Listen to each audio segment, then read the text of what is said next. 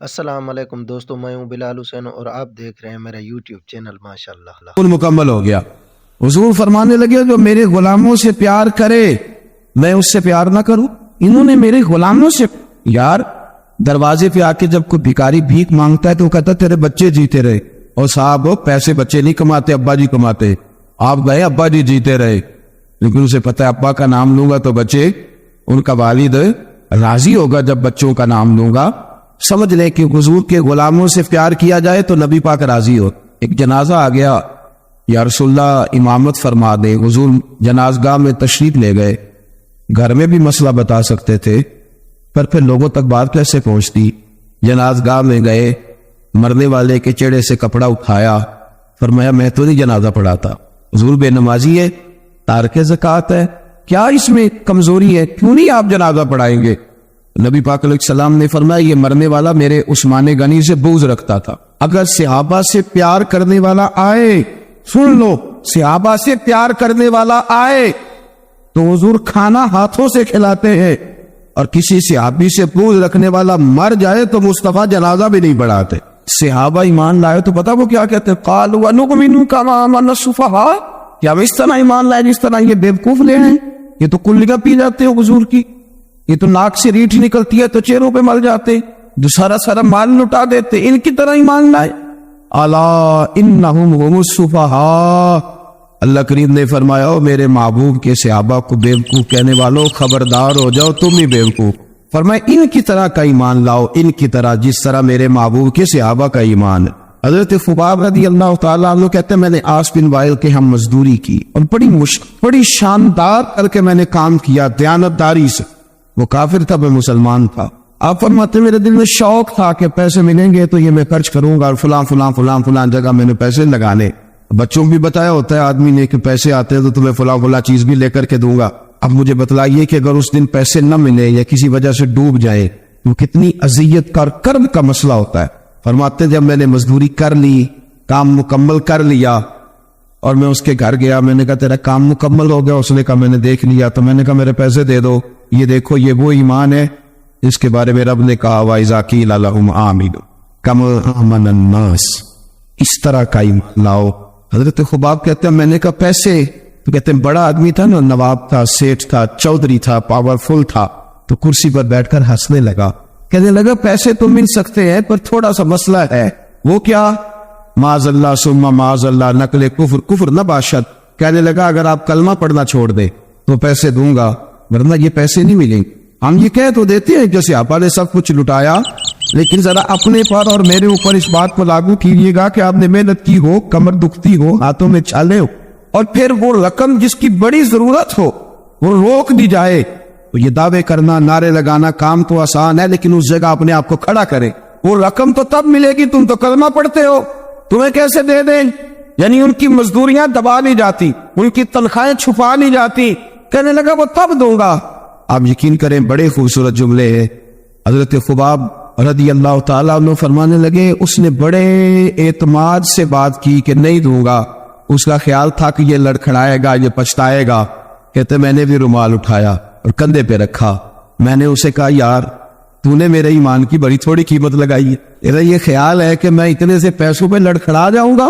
حضرت خباب فرماتے مجھے اللہ کی عزت کی قسم وہ میرے سارے پیسے دبا گیا، نہ میرے دل میں ذرا سی رنجش آئی، نہ میرے چہرے پہ ذرا سا بال آیا، پیشانی پہ بال بھی نہیں آیا۔ اور فرماتے ہیں کہ مجھے نہ مزہ آنے لگا، مجھے لطف آنے لگا، مجھے ذائقہ ملنے لگا۔ میں نے کہا اوہو، میں تو بچوں کے لیے مزدوری کر رہا تھا، مجھے کیا پتا تھا کہ میری یہ مزدوری بھی مدینے والے کی غلامی میں لکھی جا رہی ہے؟ تو بچوں کے لیے مزدوری کر رہا تھا، مجھے کیا خبر ہو کہ وہاں لکھی جا رہی؟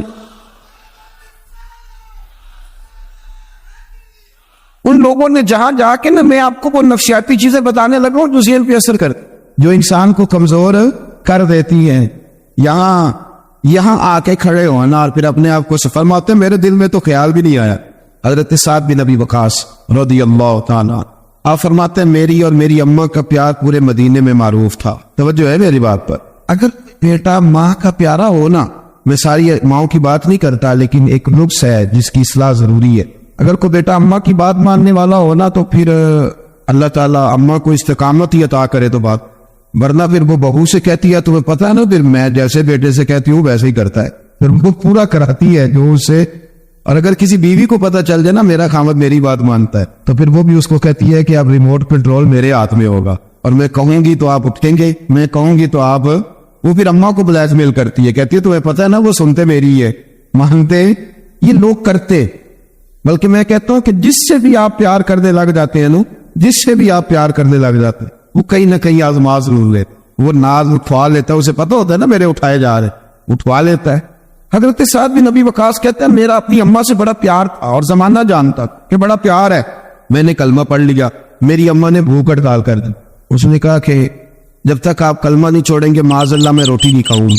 تھوڑی سی آبادی تھی، برادری میں رہتا تھا، بڑا سا گھر تھا، زمانہ جانتا تھا. فرماتے ہر چوک میں میری باتیں ہونے لگی. تیسرا دن ہو گیا اماں نے روٹی نہیں کھائی. اب اندازہ کر لیں کہ شام کو افطار کے وقت کیا حالت ہوتی ہے، آدمی کھانا نہ لے لیتے. اور تیسرا دن ہو گیا اور بوڑھی اماں، ہر چوک میں بات ہو رہی. اور سعد کی اماں اور میری ماں کو بھی پتا تھا کہ میں جہاں چاہوں گی مجھ سے محبت کرتے جب وہاں آئے گا. آپ فرماتے ہر چوک میں بات ہونے لگی، ہر جگہ لوگ ذکر کرنے لگے، باتیں چھڑ گئیں، میری ہی باتیں، میرے ہی تذکرے، میرے بارے میں ان لوگوں کا ذکر. فرماتے میں بڑا پریشان ہوا. میں گھر آیا، میرے بہن بھائی بھی مجھ سے کہیں اماں مر جائے گی، میرے والد بھی، میرے دیگر لوگ بھی، سب رشتہ دار میرے گرد. آپ میں نے کہا کہ ہم باتیں کر دیتے ہیں، آپ سن لیتے. کبھی اپنے آپ کو اس جگہ کھڑا کرے کہ جب ہر آدمی اس سٹیج پہ پہنچ جائے کہ میں بھائی تو خرابی کر رہا ہے اور اتنے سارے لوگ جاننے والے گھیرا کریں گے تو آدمی کیسے بچائے گا اپنے آپ.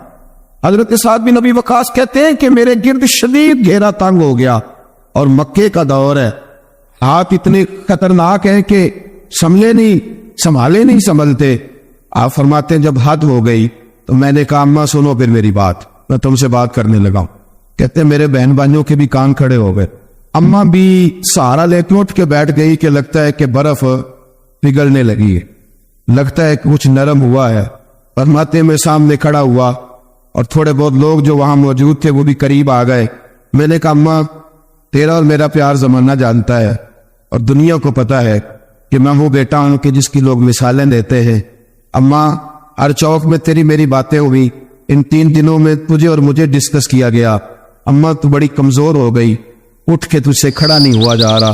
یہ ساری چیزیں میرے سامنے آئی، بہنوں نے رو کے دکھایا، بھائیوں نے محبت یاد کرائی، ہر چیز میرے آڑے آئی. لیکن حضرت سعد بن ابی وقاص کہنے لگے اماں میں نے اپنے دل کا جائزہ لیا ہے، میرے ایمان نے ایک وقت بھی مجھے یہ مشورہ نہیں دیا کہ میں اماں کو منا لوں. فرمانے لگے اماں یہ زمانہ سارا موجود ہے اور لوگ کھڑے ہیں، تیری ایک جان ہے نا، ایک جان اماں تیری ایک جان ہے. اگر تیری 1000 بھی ہوتی اور ایک ایک کر کے ساری جانیں تیری نکل جاتی تو پھر بھی میں اپنے مدینے والے محبوب کا کلمہ چھوڑنے کو تیار نہیں. تیری مرضی ہے تو روٹی کھا جائے، بھوک ہڑتال کر، تو اٹھ کے بیٹھ جائے، لیٹی رہے. 1000 جان بھی ہو ایک ایک کر کے نکل جائے تو ایمان پر سودے بازی ہو سکتی. وَإِذَا قِيلَ لَهُمْ آمِنُوا كَمَا آمَنَ النَّاسُ، اس طرح ایمان لاؤ جس طرح یہ لوگ ایمان لائے ہیں.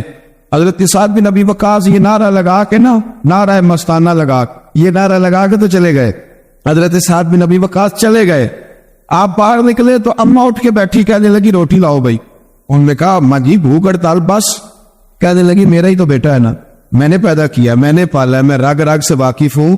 میں جیسے کہتی تھی ویسے کرتا تھا، میں جیسے چلاتی تھی ویسے چلتا تھا. اس نے کہا تھا نا عشق ایک ڈھونگ ہے، تو میں نے کہا تجھے عشق ہو خدا کرے، پھر کوئی تجھے اس سے جدا کرے، تو اسے تصویروں پہ پڑا کرے، تو اسی کا نام جپا کرے، تو گلی گلی پھرا کرے، پھر میں کہوں کہ عشق ایک ڈھونگ ہے اور تو نہیں کہا کرے. فرمانے لگی کہ میں جانتی ہوں، مجھے پتہ ہے میرا بیٹا ہے، میری گود میں پلا بڑا ہے، میں جیسے کہتی تھی ویسے کرتا تھا. لیکن اگر میرے سے بڑھ کر بھی کسی سے پیار کرنے لگا ہے تو کچا نہیں کرنے لگا، یہ سچائی کرنے لگا ہے. اب یہ واپس لوٹے گا. میرے دوستو ان لوگوں نے جو مثالیں قائم کی ہیں نا، انہوں نے جو امت کو رنگ دیا ہے، انہوں نے جو انداز، حضرت ابوبکر صدیق نے نا سارا مال دے دیا تھا حضور کی بارگاہ. 50% مال دینے کو آپ معمولی نہ سمجھے. ہم جب یہ واقعہ بیان کرتے ہیں نا کہ حضرت عمر آدھا لے آئے تھے تو حضرت ابوبکر پورا لے آئے، تو ہم شان کو سمجھتے ہیں. جناب صدیق اکبر کی ہی بہرحال زیادہ ہے، لیکن 50 والے کو بھی آپ معمولی، اب جو مثال دوں گا نا تو تب آپ سمجھیں گے. بھئی کروڑ روپیہ پڑا تھا آپ کے اکاؤنٹ میں اور آپ 50 لاکھ دے دیں اللہ کے راستے میں، ہو سکتا ہے؟ میں نے شاید پہلے بھی بات کی تھی.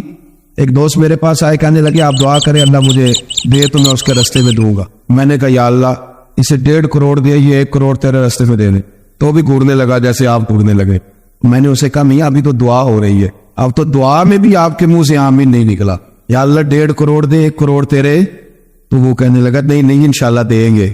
میں نے کہا نہیں آپ نہیں دیں گے، آپ تو آمین نہیں کہہ رہے صاحب، آپ کیسے دیں گے؟ ممکن ہی نہیں. ہمیں پتا ہے آپ کو تو وہ جب بینک سے آئے گا نا میسج کہ حضرت کو جو 20 لاکھ بالکل بدا ہوا تھا وہ آپ کا 18.5 ہو گیا، بڑی ٹینشن ہوتی ہے کہ 1.5 لاکھ کا میسج آ گیا، ادھر گئی رقم. بڑا مشکل ہم بات کر دیتے ہیں لیکن لوگ سمجھتے ہیں کہ یہ بڑا. بھائی 50%. حضرت عمر کہتے ہیں میں ہر چیز آدھی کر کے، اس کو آپ چھوٹی بات سمجھتے ہیں، لیکن کہتے ہیں جب لا کے میں نے حضور کی خدمت میں رکھی اور میرے دل میں یہ بات تھی کہ آج میں ابو بکر سے آگے گزروں گا، پلٹ کے دیکھا تو ابو بکر کے سر پہ ٹوپی کوئی نہیں، پیروں میں جوتا کوئی نہیں، بوریے کا لباس پہن کے آئے.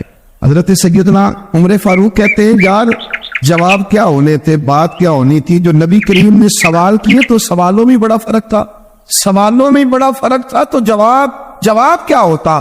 فرمانے لگے مجھ سے حضور نے پوچھا کیا لائے ہو، میں نے کہا حضور آدھا. مجھ سے پوچھا کیا لائے ہو، میں نے کہا حضور آدھا لایا ہوں.